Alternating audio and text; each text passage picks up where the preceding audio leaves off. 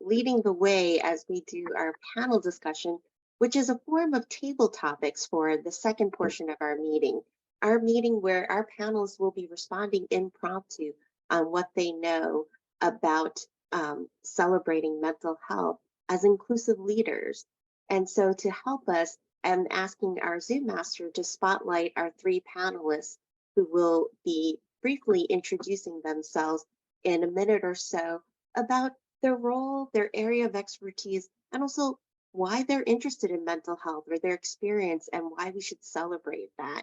So please give us a warm welcome today, where we've already heard a bit about Olla from Tamara's introduction. So why don't we start with our other distinguished Toastmaster, George Rivera. I am what is termed a special instructor under the umbrella of New York City Early Intervention, overseen by the New York City Department of Health. I'm also AKA an ABA therapist, applied behavior analysis. And what that means is there are a set of principles that focus on behaviors and change, the environment and how learning takes place. My specialty is birth to 3, so that would be babies that are 18 months old to 3 years of age. I am engaged with routine developmental screening, evaluation services, designing curriculum, implementing curriculum, collaborating with support staff, including social workers, occupational therapists, speech therapists, physical therapists, and most importantly, embedded coaching with our parents, which is mandated federally and by New York State. So with all that said, I am so passionate about what I do. I've been doing this for over 18 years. I'm excited to be here for this chat with you all, and I'm happy to be of service. Thank you, George, for the great introduction to help us understand your background from a clinical perspective. And a lot to do with the clinical aspects is also perhaps Monica can share her background as to why she's on this panel. Hi, everyone. Good afternoon. It's a pleasure to be here with you today. And I learned so much from Olla's presentation. Thank you very much, Olla. And I am a disability advocate and researcher. I also have a disability. I have a physical disability.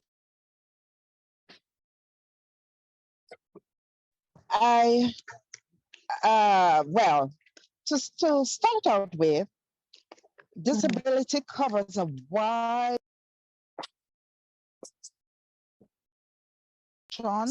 and we have a wide range of needs. Recent data from the CDC states that 1 in 4 people in the USA has a disability, and it cuts across all races, ethnicities. In fact, you heard Olla mention intersectionality. So we face discrimination on all fronts because of our race. It could be our ethnicity, it can be anything. So as a disability advocate, over the years, I've been advocating for a more accessible environment for us in all aspects of life, not just physical environment, but communication, technology, all aspects of life, so that people with disability can fit in the society and function as every other member of society. Thank you, Monica, for sharing a bit about your background, where you may want to make sure that you don't hit the space bar or whatever button is pausing your muting for your voice, so that we can hear all of what you have to say. And I know Olla was briefly introduced, but maybe she has a little bit to add that we may not know about her for this discussion on celebrating mental health from her unique perspective. I'm not sure if I have anything else to add, but it's just wonderful to be here. And yeah, I'll probably keep reminding you to take a look at the mental health first aid. And it's a wonderful way for you to be equipped with the right tools and approach to address mental health in the workplace or in a society. So it's just as important as physical first aid. So yeah, I'm looking forward to the discussion. One of the reasons why we selected this panel group is in part because of their unique and neurodiverse perspectives, ranging from America to Europe, with experiences in the workplace and home, varying from mental health to disabilities. These are all issues that we may not know a lot, or even if we do, it can be controversial because there are so many different views that are emerging as we're learning. So given these variable experiences and diverse experience perspectives, what does burnout mean to each one of you or your stakeholders? And maybe we could start from the clinical perspective with George. I want to say thank you for that opportunity, Jenny. And I want to say, first and foremost, burnout is very real, whether it is from the clinical perspective or from any other perspective. It's a serious issue, and it really affects our children. It affects our young adults. It affects our adults. It affects professionals. It affects me. So what I want to say to that point is, it's interesting how we might talk about avoiding burnout, but I want to bring attention to the very fact that in this moment, as you are hearing my voice, you might be experiencing symptoms of burnout. So as a clinician, I want to say, sometimes we want to, in my mind as a clinician, I would say, hey, let's give you information. Let's think about ways to avoid this. But you might already be experiencing burnout. And here's some indicators, and that's what I want to bring the attention to. Physical exhaustion, reduced empathy, decreased performance, increased irritability, loss of employment, you jumping around a lot, emotional exhaustion, physical exhaustion. So there's three phases to prevent this. You're experiencing it and you don't know it. And then what are the best practices to manage it? So that would be sort of a linear way that I would look at it as a clinician, as I'm coaching parents in New York City.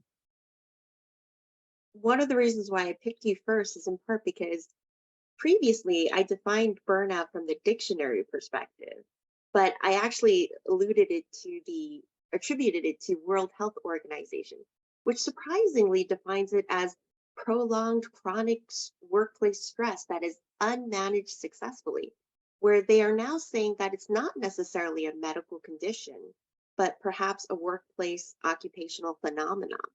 And that leads me to perhaps understanding Olla's perspective on burnout, since she deals with clients in the workplace on neurodiversity and mental health all the time.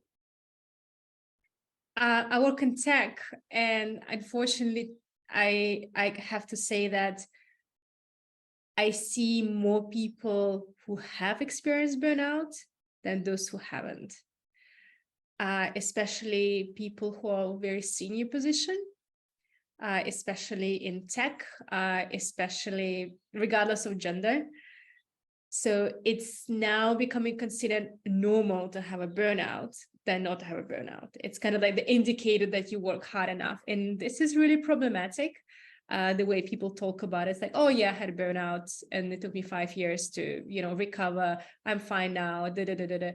So, and it's probably because the way we see organizations now is that in the past, you go to, I don't know, factory, clock in, clock out, go home, and then you have family life.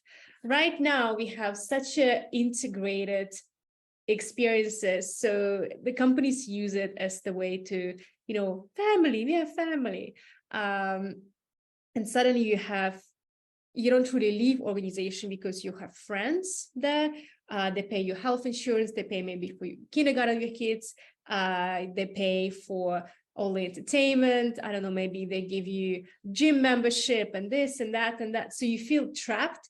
So especially with COVID, we don't really have a nice work-life balance because you end up working a lot more. You don't really have this complete separation.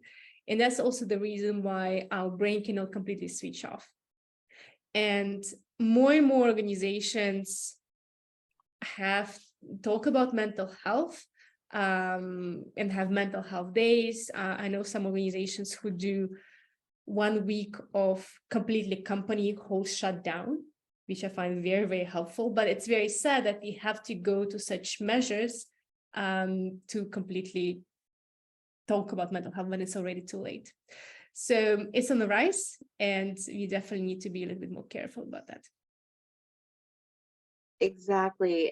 Those are some of the points where I wanted to hit. And the reason why I called on Olla's perspective is in part because when people are misunderstood about neurodivergence, which is being shown in research as an equally valid but different social language, they can be perceived sometimes being narcissistic, selfish, or even lazy, right?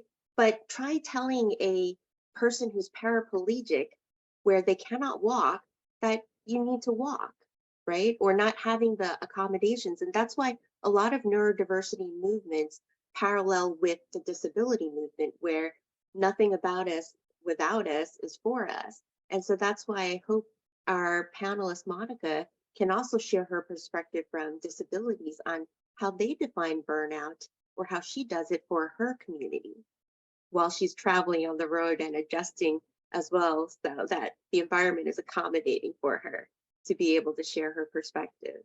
Could you repeat that question for me, Jenny? Sorry, everyone, I'm, in transit. It is a digital era where we are mobile and on the move with many things to do. I was just saying that the disability movement parallels the neurodiversity movement in part because right now the legal way to protect this group of people who have special needs or accommodations is perhaps calling it a disability. But at the same time, this group may define disability burnout differently from others because people perceive it as, oh, you're just being lazy that you can't do the same thing as other people who are quote unquote normal or neurotypical. So how would you define burnout from your perspective from the disability community? Monica, I think we might be struggling with some issues while you're on the road or reception. So maybe we can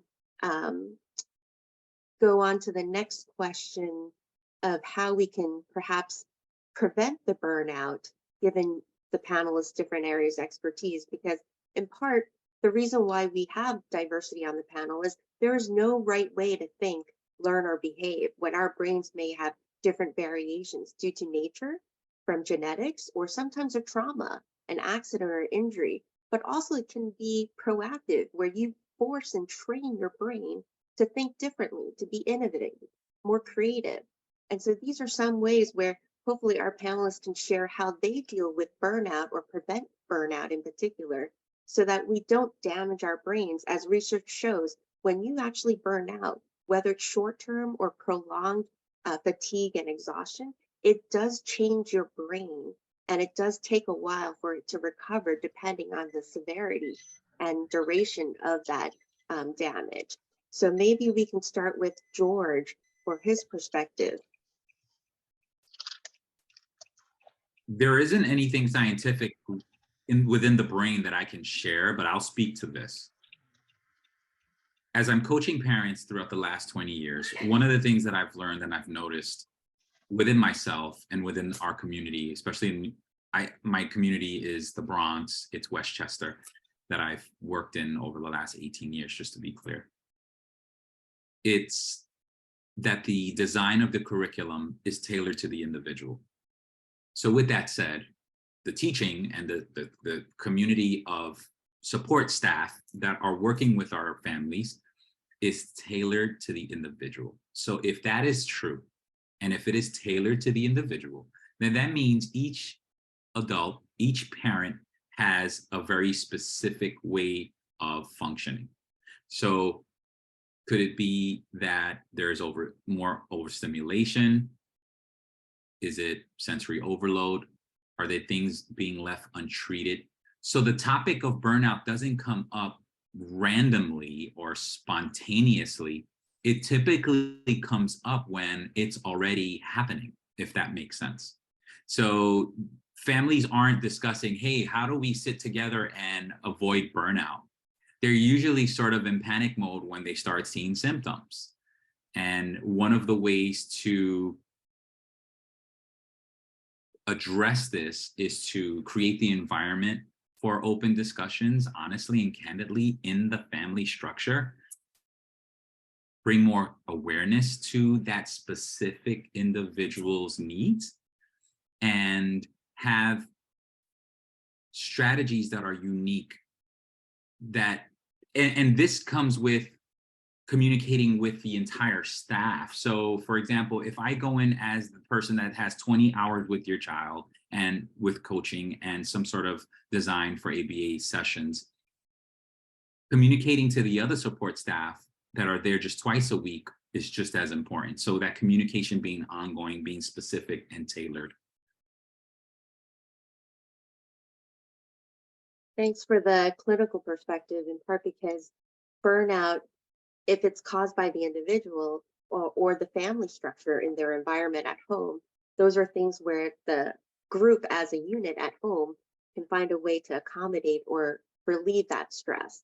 But if we expand that to the workplace, as inclusive leaders, where Toastmasters is an organization where leaders are made, perhaps Olla can share her insights in the workplace, how clients or employers or herself have been able to prevent the burnout, especially when some of that may be caused from masking, trying to be something you're not.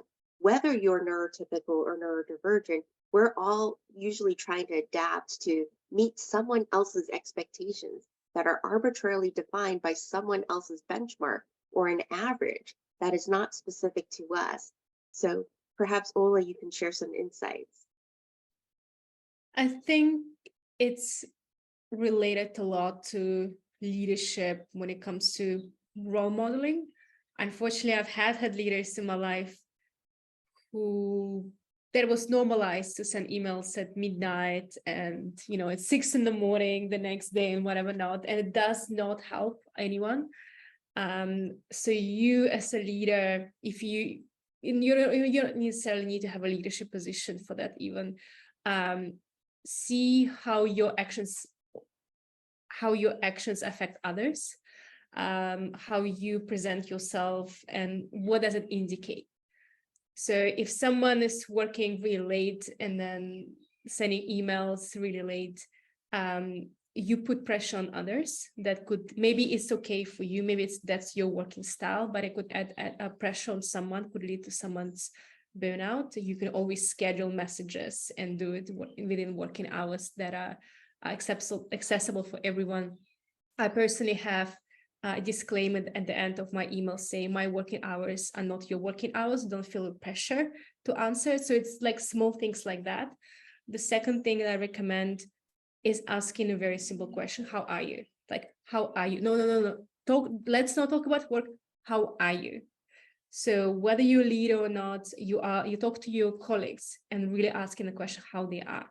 Because I think especially when you work in an online environment, we focus a lot on work, and we forget about having water cooler effect, to actually finding out how a person is, and having a personal connection, because sometimes you need to have this one-on-ones that are not work related, because we spend so much time at work, and if something is happening in the personal life of this person and they don't take a break now, they're going to take maybe months, 4, 5, 6 months later, when it's too late. So for you as a manager, you need to prevent that, and maybe give them some time to take time off, maybe one day instead of in the future of 30 days.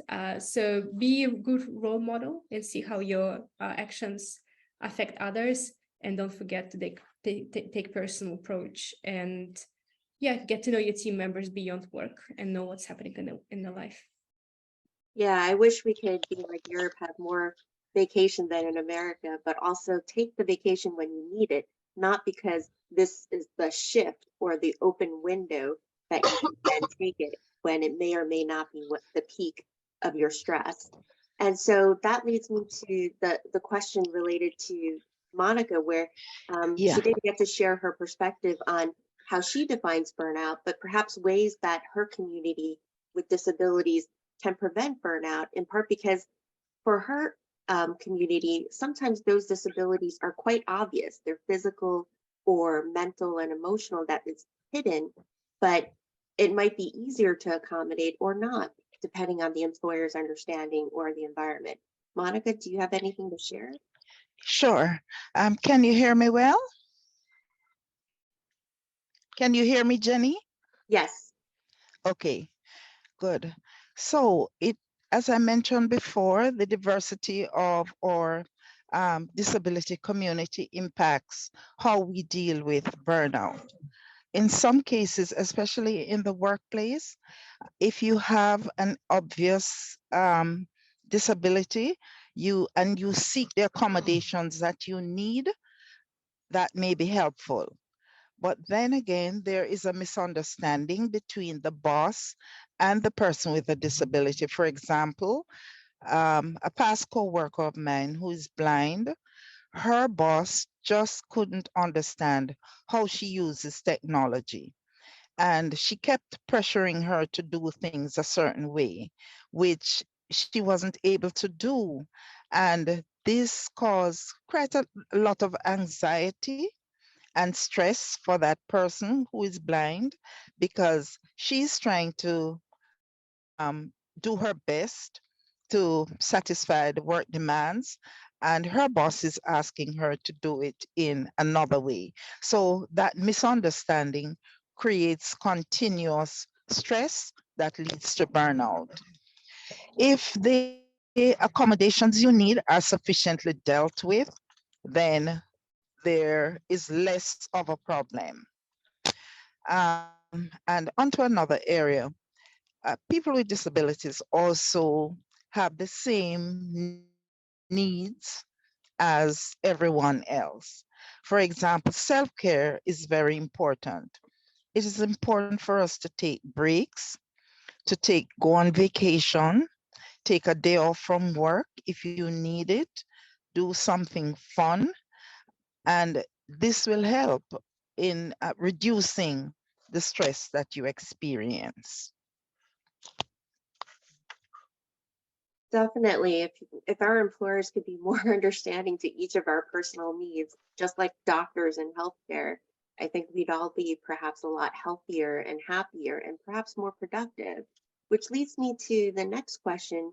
Given the insights of the root causes of some of the burnout, which stems from your environment or individuals, or how one adapts to that setting, whether it's at home or the workplace, how can we as leaders create a more healthier or perhaps neurodiversity affirming culture so that each person can be their most productive selves and authentic selves in wherever they are in their environment? So why don't we try with maybe George? Would you like to start? Jenny, you putting the pressure on me to start every time. As a leader, you can also pass the buck. I am feeling very, no, I am joking, I'm ready. So what I'd like to say is, say it a different way, because I want to speak to it, but I don't want to echo what someone else just said. Would you reiterate that? Sure. As leaders, how can we co-create a more healthier culture that is more affirming to how our brains learn, think differently, from reducing the potential stress that is caused by trying to perhaps, adapt to our environments, or where others don't understand our constraints because of the genetics that we have in our brain, or perhaps the injuries that we may have suffered or traumas that have caused our brain. So how can we co-create as leaders a healthier culture to prevent this burnout? Caring conversations, being more self-aware, doing more of what we're doing here in this moment, inviting more people to things like this. So for example, if you are sensing that you are within your family structure dealing with this and you have been doing so for decades or years, and you don't want people to know, or you're sort of so in the moment of your life's stress that you don't even take the time to go outside of your little world that you've created, or your big world that you've created, you might want to consider sharing and having caring conversations start within your family structure first. So if it's in the workplace, start within your groups, your cohort first. I'll speak to my workplace. My workplace is people's homes. So I get in my car and I drive that's my office. So whatever's happening in that moment, that snapshot of what I get to see. So it would be creating caring conversations, a supportive environment, being self-aware as a clinician, picking up on verbal cues and nonverbal cues, and then doing more of what we're doing today, having outward conversations that are enlightening, that are informative, that are specific, that are structured, that include support staff to empower that environment. So do we need to bring in counselors? Do we need to bring in someone like me or someone like you who might be able to bounce ideas off of this in a way that is safe, in a way that feels in rhythm with your lifestyle? I just want to make that clear about specific to the needs of the family. And that could be outside of your comfort zone, my comfort zone as a clinician. So how do I adapt? So being adaptable, having caring conversations, being self-aware, and doing more of what we're doing today on a more frequent basis, not just the month of May. Well spoken from a clinician who understands the importance of mental health, and from a perspective where the medical community tends to look at deviations or deficits or anomalies from the normal, but perhaps a more productive social construct, especially if all of us are speaking different social languages, whether it's because of different genders, different cultures, or how our brain is wired differently. Perhaps there are more productive ways to communicate in measuring how we are working at, or performing at work or other environments. And maybe Olla can share some insights, as maybe there are leaders who she knows of that are role models, or in corporations or in life, that have been able to manage and help others achieve these accommodations or achieve their goals by bringing out their best and creating an environment that is more healthier and neuroaffirming. The most important part for any leader, what you can do is to, instead of expecting others to work on the burnout, be the first one to take the step and show your vulnerabilities yourself. I worked with one leader who, a company of about 1,000 people, at one of the all hands, quarterly all hands, he just very casually mentioned that, sorry, I'm not myself this week, and my dog died and I cried for the past 3 days. So things like that really showcase his true self, his personal self, and that opens up the doors for others to also be vulnerable and to also take a break. So he was very honest, saying, I haven't really been working this week. I haven't been very productive, and that's okay. So thank you for giving me a bit of slack. So that really indicated not about the beautiful, strategy and social media posts the company have done, but the leader is actually saying that, showing his vulnerabilities. That's number one. Number two is normalizing the conversation. So when a conversation about mental health, it's not a conversation about mental health that is something separate, but it's integrated into the whole process of how organization operates. And I know it's very different with the USA and Europe because of the different laws and regulations. For example, when I worked with my previous organization where I was in-house, we have trained 60 of the leaders to go through mental health first aid. And we had every 2 months, we had an event related to body, mind, and soul. So there was a speaker every 2 months, and there was a panel discussion. Anybody from the organization could join. It was really normalized. it was normalized, and we had mental health office hours.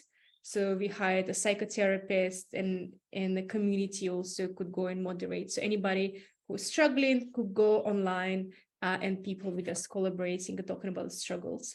So it was really normalized. It was it led to a lot more people to take a break, to a lot more people to speak about that.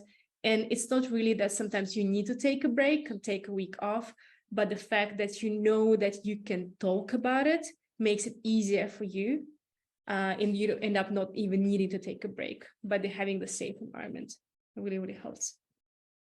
Yeah, thanks for sharing the juxtaposition or the contrasting view, because it is quite controversial where you raised in your presentation, you know, do we use people first language where people with cancer and people with autism are treated differently than perhaps people who are autistic, right? We don't say that they are cancerous, in part because when it's identity first language, sometimes people don't think that it's necessarily a disease to be cured or treated. It is just a natural state or the way they currently are.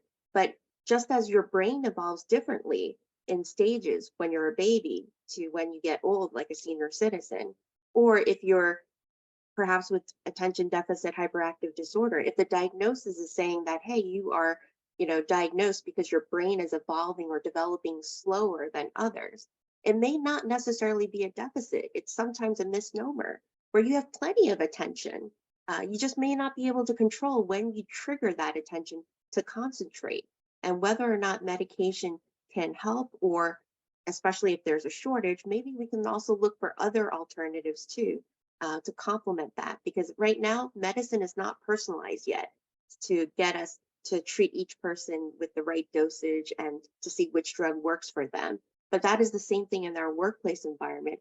And maybe Monica has something to share where she's dealing in an environment where they're constantly getting accommodations for those who are disabled or perhaps those with disabilities, depending on how they prefer to be referred to. Yeah, I would like to add to all that's been said that you should make sure you have an inclusive environment.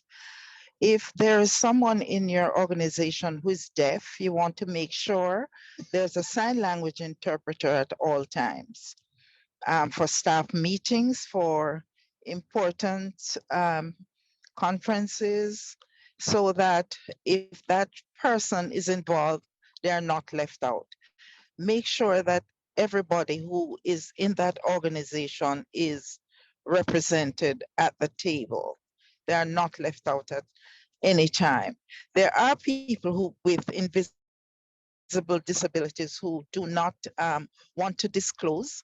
And of course, they are going to suffer burnout and have problems because they are not going to ask for the accommodations they need. But it's important that we make sure that we have, if we think of it as universal design, that our offices are designed that way, then we'll be able to make sure that we are including everyone. No one is left out. You also need to have an encouraging environment where people are willing to open up and speak if they need help, because that request has to come from them so that you know exactly what it is you're required to do. People with disabilities sometimes are reluctant to ask for help and tend to do more, try to overperform, overextend themselves because they feel that they have to live up to expectations. So they will go over and beyond. And this, of course, contributes to the stress that they would experience. So if it's a welcoming environment where they feel comfortable in speaking, this may not happen. Yeah, I think several diversity and inclusion professionals have commented that the future of us being able to all show our authentic selves anywhere, whether it's work or home, would be great, in part because then we can be our most productive selves, hopefully, in whatever environment without being forced to fit a square peg in a hole, where sometimes by doing that, you're damaging that square peg with the corners, trying to round it out and make it adapt to something that it was never designed for. And I think with Olla's presentation showcasing disabilities where sometimes scarcity or limitations, the least common denominator, helps us think more broadly on universal design. What works for more people if we can't be able to personalize everything for each individual person? So that leads me to, there's so many leaders in this world that are emerging now, ranging from Elon Musk with autism requiring lower amount of support, or Richard Branson with dyslexia, and other leaders who have different learning challenges that are also perceived as gifts, where sometimes not being able to control your ability to trigger your attention, but being able to have multiple variable attention stimuli to trigger and focus perhaps longer or think even more creatively can be things that complement society where it needs, in that if it's a bell curve with 10 or 20% of people who think, live, learn, and behave differently.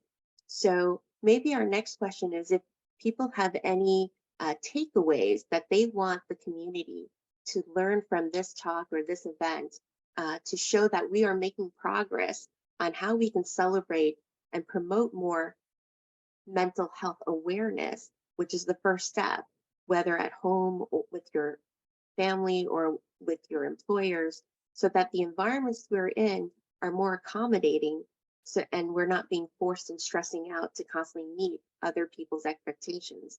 I'm curious, what are some of your takeaways that you'd like the audience to share with their families and their communities in the workplace?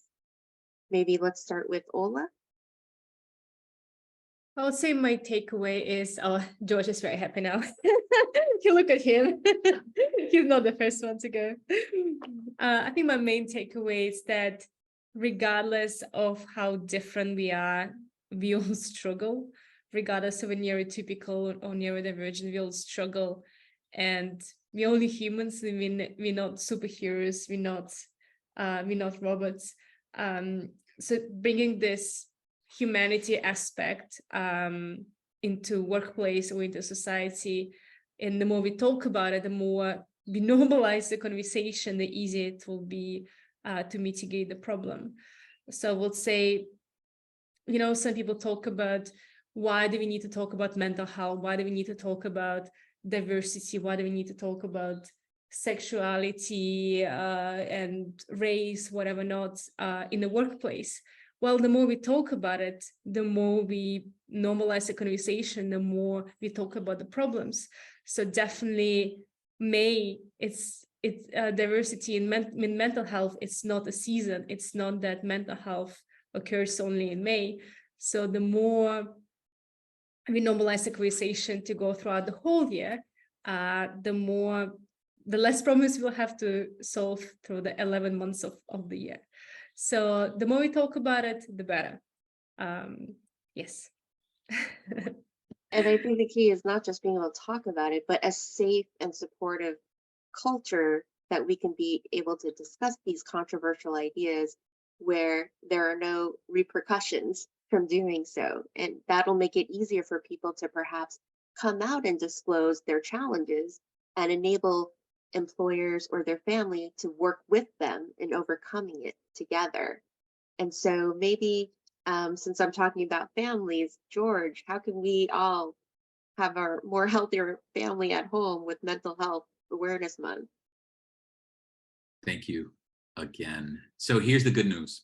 Today, we all are part of this community that is ending the mental health stigma. So that's something that we should celebrate. So cheers to you all. Another thing I want you to take away with is be aware that there are acute and chronic signs of mental health and burnout. So there could be things that happen today and yesterday and things are out of whack, so to speak. And that could, if you go to the basics, then we're sort of managing that. If it's chronic over time, then that leads to what we want to call burnout. So acute, chronic.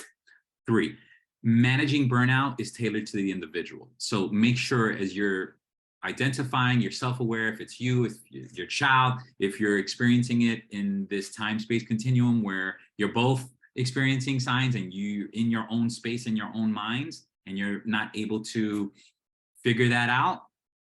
Once you do, or once support is available for you, you are tailoring it to the individual. Seek support, get back to the basics. Most importantly, there are coaches that literally train people to say no, to set boundaries. So one of the key components to managing burnout, whether you are a Toastmaster, whether you are a guest, is how do you say no? What are the many ways to say no? Toastmasters International is really a wonderful organization to develop these ways to say no, to say I need help, to say this doesn't feel right. How can you help me at work, at home? When we think about work, home, we sometimes think, oh, we have to be a different person in these different environments.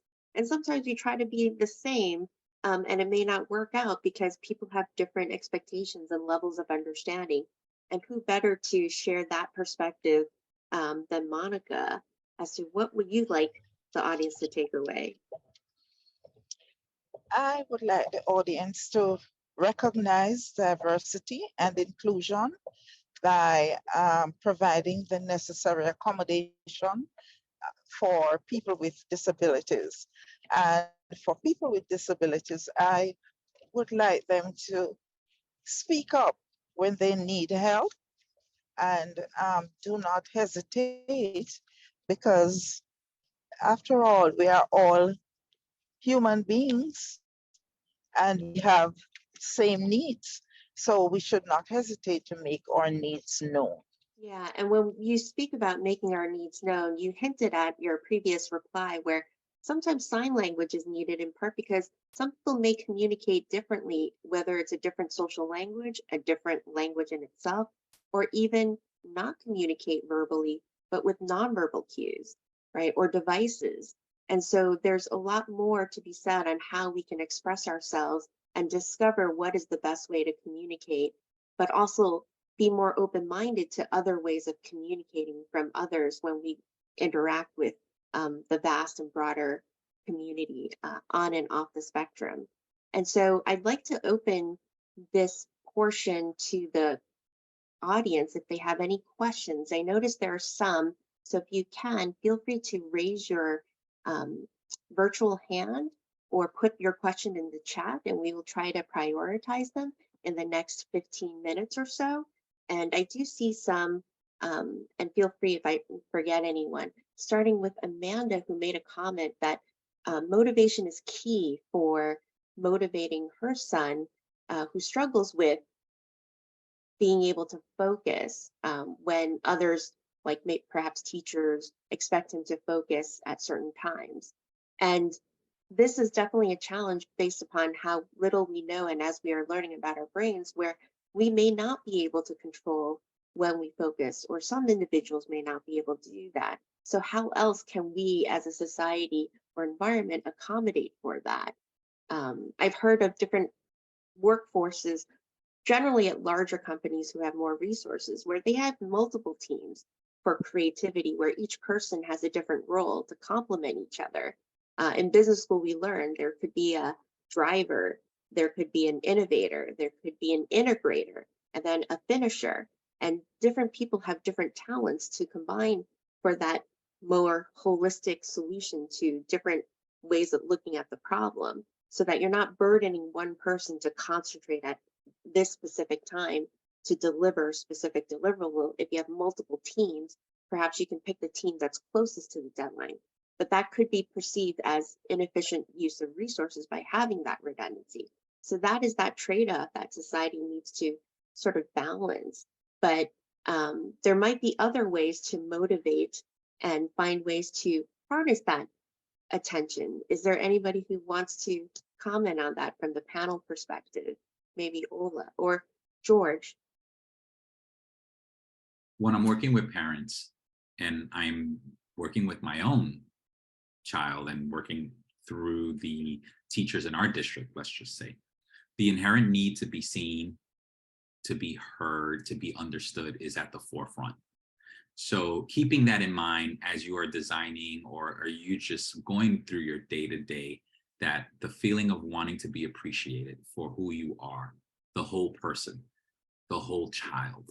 So having that as a philosophy, as a belief, and most importantly, as the applied. Sitting through a panel like this and hearing all of this information, it's easy to go, yes, this is amazing, this sounds great, and then end meeting, and then you turn around and you go right back to it. So the point I'm making here is take with you this idea in a way that is very unique, in a way that you could break it down for yourself in the most simplistic form today, not where you think you're going to be later, where you are today for self and your community. Definitely. When we think about focus, we also have to think about, some people can hyper focus and some people may struggle to focus at certain times. But if we lend themselves to perhaps Olla's perspective, where she mentioned there are gifts where maybe if you don't have the ability to focus on demand, you can actually, when you do find that sweet spot, when it does happen naturally, you can focus a lot all simultaneously, right? And have multiple tracks of thinking simultaneously in parallel. And that might be a different gift. So instead of focusing on perhaps, hey, the deficit of focus at this particular time, there may be other talents that are compensated or brought out by that trade-off that might be even more valuable and be, quote unquote, perhaps a superpower or whatever talent that is uniquely gifted for that person. So I don't know if anybody else wants to comment on that before we move on to our next question. I would say what is common sense to you, it's not a common practice. I think we keep forgetting that there is no such thing as obvious. What is obvious to you does not translate well across neurodiversity or even cultures. You know, what is your direct communication might not go well in Asia, for example, or your indirect communication might not go well in Germany because no one will actually understand that you right now giving feedback. So try to understand. So I think the most successful managers that I've met are the ones that adapt their style. So they adapt their leadership towards the person they talk to. It's kind of person first instead of their leadership style first. So try to understand who's standing in front of you, what kind of communication style they have, what kind of accommodation they need, and find a key to what works best for them, so to say. And quite often just over communicate. There is very, very difficult to have this implicit communication in the global world because there is no so much of a common context. We don't really share a lot of things due to our upbringing, due to our communication style, due to our values. So do not assume, and someone also mentioned in the chat, sarcasm, humor don't really translate well. So be very, very careful how you use that, especially in a professional setting. So over communication makes it easier. But once you get to know the person a little bit more, you understand what they understand and not. And that's, I'm not telling you not to have fun at work, right? So you just need to understand the right setting and understand whether the person understands that or not. Thanks for your perspectives, panelists. I see a question from Kamal. Yes, my question is, there seems to be denial. So firstly, there's denial by people who suffer from mental issues. So now, if you have a cold or if you're sick or anything, what you do is you lie in bed and you phone up your work or you phone up your family and you tell them I'm sick, or you go and see the doctor. You don't do that when you have depression or but it is the same thing. There's also denial by, I've seen a lot of some of my students, they have various issues, and they've been told by experts, by teachers, by experts who are supposed to be the professionals, They said, oh, there's nothing wrong with you. And I was working in one company, and there was one colleague who had severe mental issues. But everyone, all his management, our management, they said, he's just pretending, there's nothing wrong. He just needs to go and pray and he'll be all right. There's nothing wrong. So there's a lot of denial. I don't know, it's what we can do to get over this. It's education, maybe communication, but it's also something. Why is it different? Why is it different if you're sick, physically sick, you will get everything, but if you have mental depression or something, no, nothing. There's nothing. There's you have to grin and bear it. You know, that's I don't know how we can overcome that. So is your question more on how can we help society overcome the denial that exists? It is denial. Yes, I think it's denial. How we can, I'm not sure what my question is, but how we can overcome this? It's just a serious thing. And you know what happens if you're sick, you know, if you have physical sickness, you go and take the medicine, you become all right. But if you have a mental illness, you don't. And what happens is that it gets worse. So this is a vicious circle. How do we break that? You see what I mean? Yeah. I see George's hand. I love this question. Thank you. We as humans have biases. Number one, we have fears. You say we're ignoring it, or we might just pretend, but I think there's a mixture of biases and fear, and maybe sprinkle in whatever else you might want to add to that, right?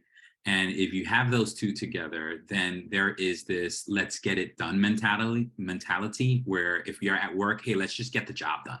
If you're at home, yeah, let's just get you to sleep. Let's just get your teeth brushed and we'll deal with this another time, right? So, and then there's not that. There's days where you have time and you want to sit in that and you're wondering, how do I deal with this? I care, but I'm afraid.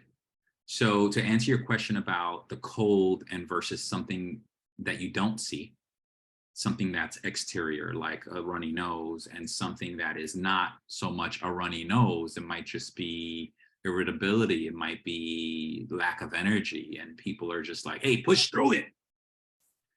There is so much to be said, and there's a greater awareness that the information has to be shared on having these caring conversations, having to be open and honest. You coming forward right now with that question is important, and having the tools and the time to share your concerns and say, hey, supervisor, let's have lunch together today. I'm just thinking about, instead of getting on your phone and scrolling through your feeds, right? Like, let's be real here in this conversation. Like, what are you doing in your free time?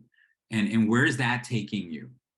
So, not to go off on a tangent, when you're talking about mental health, you don't see it, doesn't say it's there, it just presents itself in unique ways depending on the individual and their lifestyle. So the more you get to know this individual, and the more you get to know the community and the environment that this individual is in, whether they have a family or not, you are a part of that person's community. So I want to hold you responsible for what you're going to do next, right?